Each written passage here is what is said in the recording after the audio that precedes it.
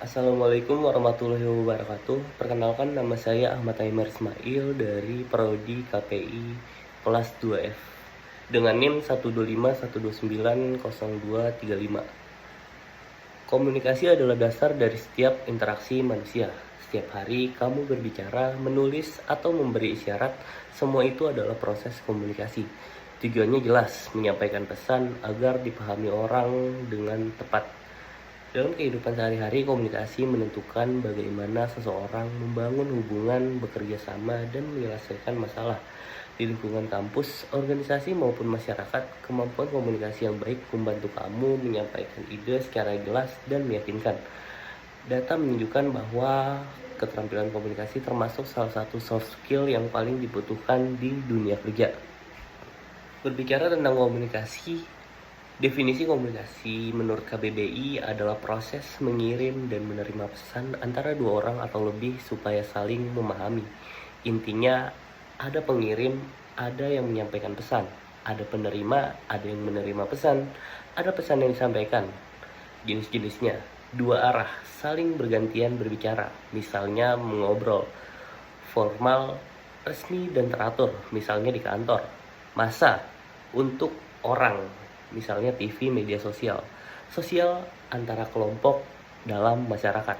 Bentuk kata, berkomunikasi, melakukan komunikasi. Contoh, mereka sedang berkomunikasi, mengkomunikasikan, menyampaikan sesuatu. Contoh, guru mengkomunikasikan materi.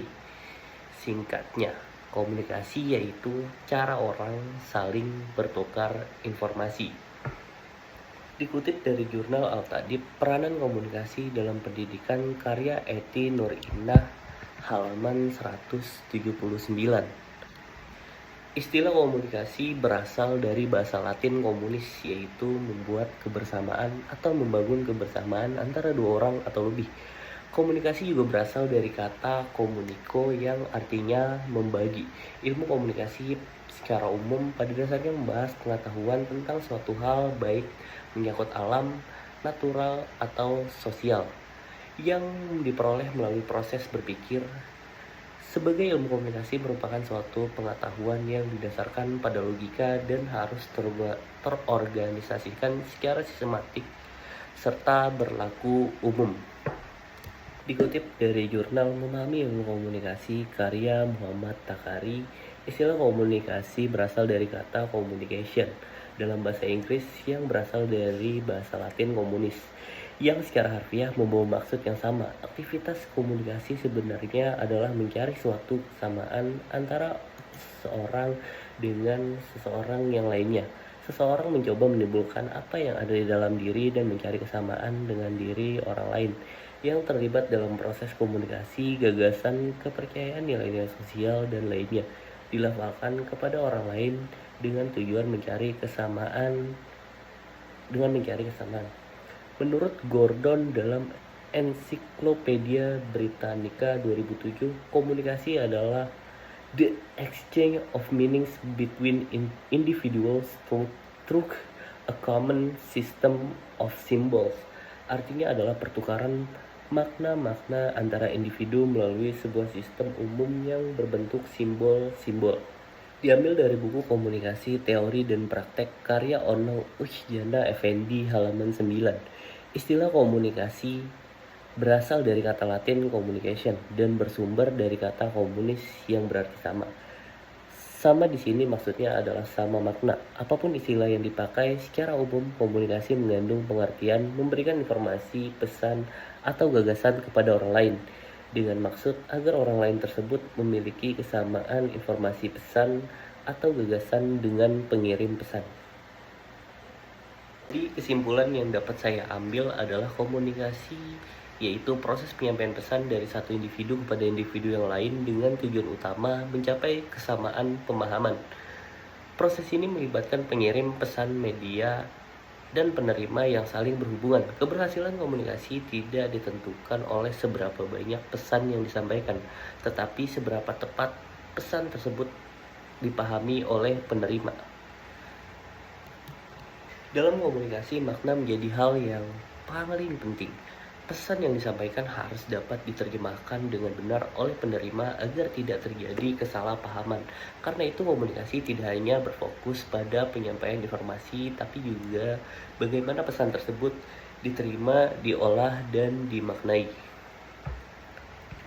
Selanjutnya kita masuk ke bagian definisi komunikasi menurut para ahli. Dikutip dari jurnal Pentingnya Strategi Komunikasi dalam Berkomunikasi halaman 1. Menurut Teron, sebuah usaha bersama yang dilakukan oleh dua lawan bicara untuk menyepakati makna.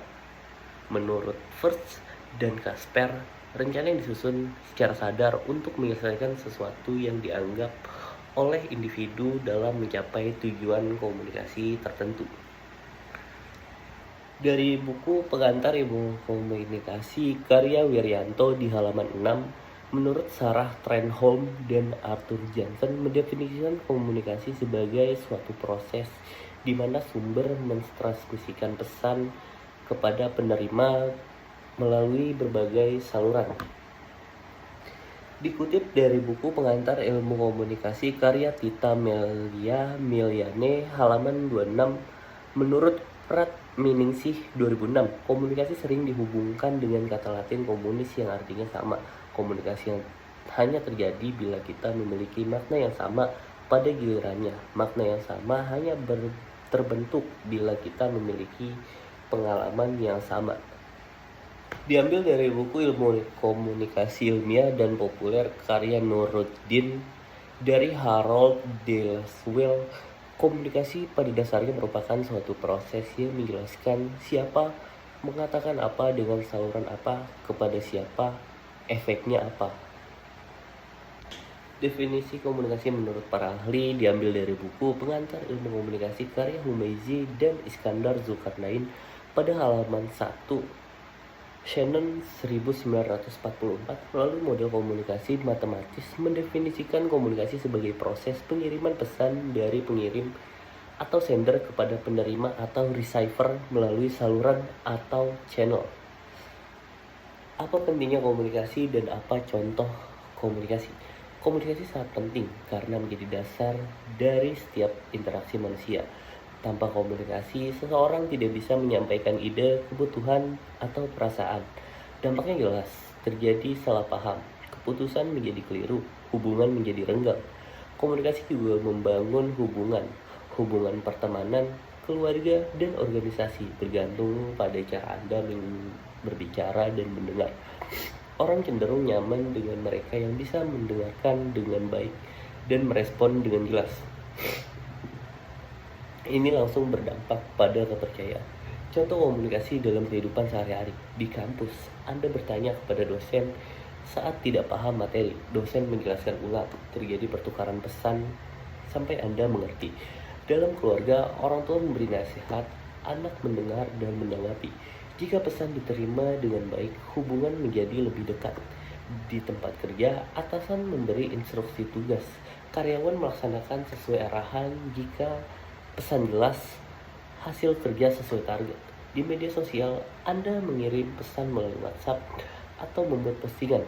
Orang lain membaca lalu merespon. Ini juga membentuk komunikasi meski tanpa tatap muka. Dalam organisasi, ketua menyampaikan rencana kegiatan kepada anggota. Anggota memberi masukan. Keputusan diambil bersama. Intinya sederhana, komunikasi bukan hanya berbicara. Komunikasi memastikan pesan yang Anda sampaikan dipahami dengan benar oleh orang lain. Jika ini tercapai, aktivitas berjalan lebih efektif dan hubungan menjadi lebih kuat. Dikutip dari buku Ilmu Komunikasi Suatu Pengantar karya Prof. Dedi Mulyana, halaman 68, Ilmu Komunikasi menurut Bernard Bergson dan Gary Steiner.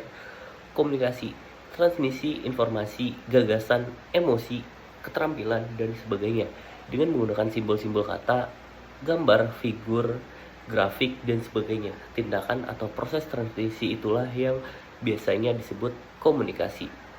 Menurut Theodore M. Newcomb, setiap tindakan komunikasi dipandang sebagai suatu transmisi informasi, terdiri dari rangsangan yang diskriminatif dari sumber kepada penerima. Dikutip dari jurnal komunikasi model Laswell dan stimulus organism response dalam mewujudkan pembelajaran menyenangkan halaman 62 karya Dani Kurniawan, menurut Hovland, Janis, dan Kelly, komunikasi adalah suatu proses melalui mana seorang komunikator menyampaikan stimulus, biasanya dalam bentuk kata-kata, dengan tujuan mengubah, membentuk perilaku orang lain. Komunikan Halayak, Singjaja 2005 banding 10.